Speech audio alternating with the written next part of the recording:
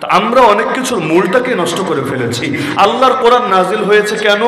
হুদাল লিল মুত্তাকিন, মুমিনরা যাতে হেদায়েত গ্রহণ করতে পারে, জীবন বিধান হিসাবে এই কোরআনকে গ্রহণ করতে পারে। আর আমরা কোরআনকে কি বানিয়েছি? বিপদে পড়লে মুক্তির জন্য যাতে খতম পড়া যেতে পারে। সারা জীবন কোরআনের খবর নাই, কোরআনের হালাল রে হালাল মানে না, হারাম রে হারাম মানে না, এমনকি কোরআনটা তেলাওয়াত করতে জানে না। নামাজ পড়বে, ওই নামাজই আদৌ হচ্ছে কিনা এ ব্যাপারেও সচেতনতা কাজ করে না। কিন্তু বিদেশে যাবে, ভিসা হচ্ছে না, হুজুর একটা খতম পড়ে দেন না। মা অসুস্থ, হুজুর এই ছাত্রদেরকে দিয়ে একটা খতমের আয়োজন করে দেন না। মানে যখনই বিপদে পড়ে খালি খতমের জন্য কোরআনের কথা মনে পড়ে। তো কোরআনে বরকত আছে অবশ্যই সত্য, কিন্তু মূল তো হেদায়েত। গাছের যদি গোড়া কেটে ফেলে আর ডালের মধ্যে পানি ঢালতে থাকে, কি ফায়দা হবে রে ভাই? এখান থেকে ফল আসবে না ফুল আসবে? তো কোরআনের মূল হলো হেদায়েত গ্রহণ করা হবে। এখন হেদায়েতের শিকড় কেটে দিবেন নিজের হাতে, এরপর চাইবেন বরকত গ্রহণ করে সেই বরকতের রঙে রঙিন হবেন। কিভাবে সম্ভব? কারণ বরকত তো আসবে হেদায়েতের মাধ্যমে। হেদায়েত বাদ দিয়ে কোনো বরকত পাওয়া সম্ভব না। আল্লাহ নবীর জীবনী কিসের জন্য? আল্লাহ যেভাবে কোরআনের আয়াত হেফাজত করেছেন, আমার নবীর জীবনীর প্রতিটা শিক্ষাকেও একইভাবে হেফাজত করেছেন। নবীর জীবনের কোন শিক্ষাটা হারিয়ে গেছে পারলে বলেন? নবীর রাজনীতি, নবীর অর্থনীতি, নবীর ইবাদত, নবীর দিন, নবীর রাত, নবীর পরিবার, নবীর সমাজ, নবীর প্রতিটা শিক্ষা, এমন কোন শিক্ষা নাই যেই শিক্ষা হারিয়ে গিয়েছে। প্রতিটা দিন নবুয়ত পাওয়ার পর থেকে ওফাত পর্যন্ত কিভাবে কেটেছে, আলেম ওলামা কিতাবের রেফারেন্স দিয়ে দিয়ে সব বলে দিতে পারবে। তা আল্লাহ কেন নবীর জিন্দেগি এভাবে হেফাজত করলেন?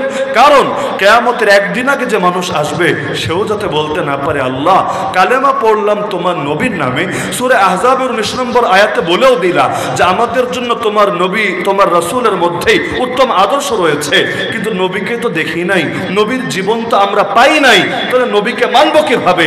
কিয়ামতের একদিন আগেও যাই আসবে সে যাতে এই কথা বলতে না পারে।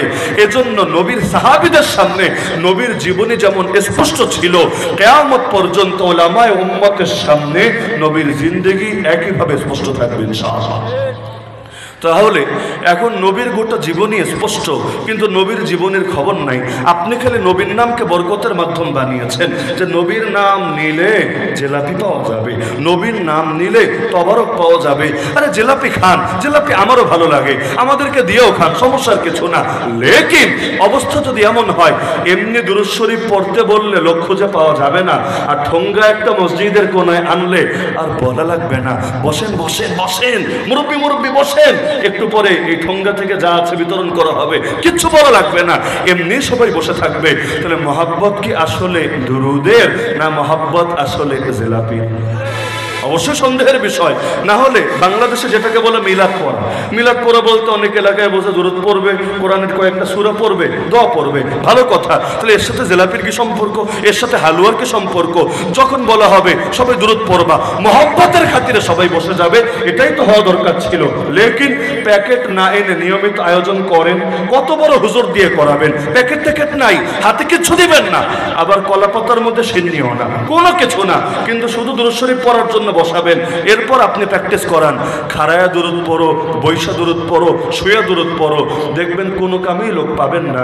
এমনকি দাঁড়াতে বললেও কেউ দাঁড়াবে না, বলবে যেখানে জিলাপি নাই সেখানে আমরাও নাই। জিলাপির ব্যাপারে হুজুরদের সাথে কোনো আপোষ নেই। এগুলো সমাজে হয় নাকি হয় না? নাকি আমি বানিয়ে বলছি কথাগুলো? যদি নিয়মিত জিলাপি না দেন, কোন মসজিদে এমন আছে যে সেখানে নিয়মিত আপনারা দুরূদের আয়োজন করতে পারবেন, আবার লোকও সমান পাবেন? পারলে ওই মসজিদের নাম আমাকে বলবেন, আমি নিজে ভিজিট করে আসব। আমার জন্মে আমি এমন মসজিদ দেখি নাই যে সেরেফ দুরূদের মহব্বতে মানুষ থাকে। তাহলে নবীর জীবনে আমাদের সামনে ছিল অনুসরণের জন্য, এখন অনুসরণের খবর নাই। আল্লাহ নবীর জীবন বানিয়েছে শুধুমাত্র ধান্দাবাজির জন্য।